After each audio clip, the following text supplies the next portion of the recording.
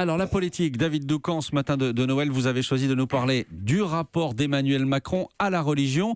C'est un rapport très particulier et bien différent de celui de son prédécesseur. Oui, absolument. Alors quelques rappels factuels. Emmanuel Macron est issu d'une famille laïque et c'est lui qui, à l'âge de 12 ans, a demandé à être baptisé avant de rejoindre l'école des Jésuites, la Providence, à Amiens. Ensuite, le jour où il annonce sa candidature en novembre 2016, peut-être que vous vous en souvenez, il demande à l'improviste, à son cortège, d'effectuer un détour par la basilique de Saint-Denis où reposent les rois de France, dont je vous rappelle que le pouvoir était de droit divin. Emmanuel Macron, qui avait célébré Jeanne d'Arc avant de se lancer dans la campagne, ne tient pas à distance le spirituel.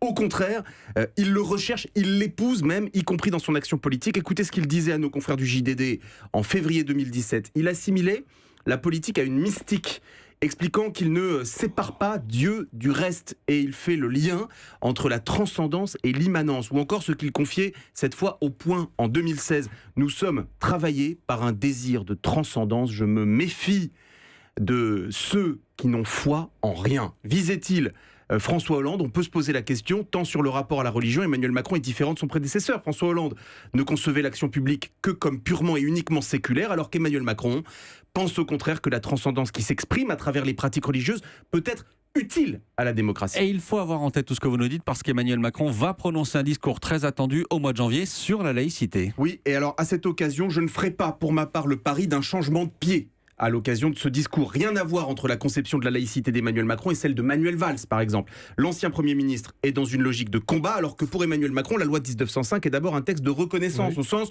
où il reconnaît le droit pour tous de pratiquer sa religion. Allons plus loin sur ce point. Emmanuel Macron aurait même tort de modifier sa position sur le sujet. Pourquoi ?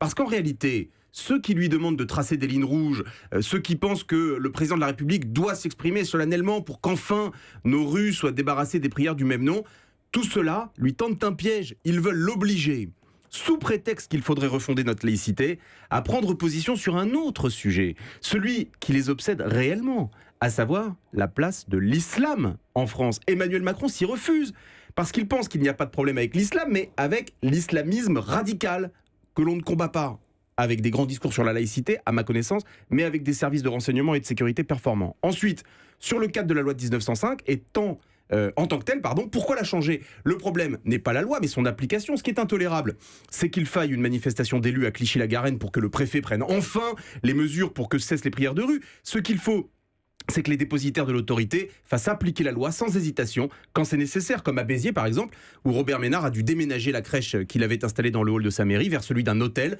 pour ne pas payer les 2000 € d'astreinte quotidien qui avaient été ordonnés par le tribunal de Montpellier. Chanel. Ce que vous nous dites là, David, c'est qu'on pourrait largement s'en passer de ce discours présidentiel sur la laïcité. Oui, en tout cas, moi je m'en passerai volontiers.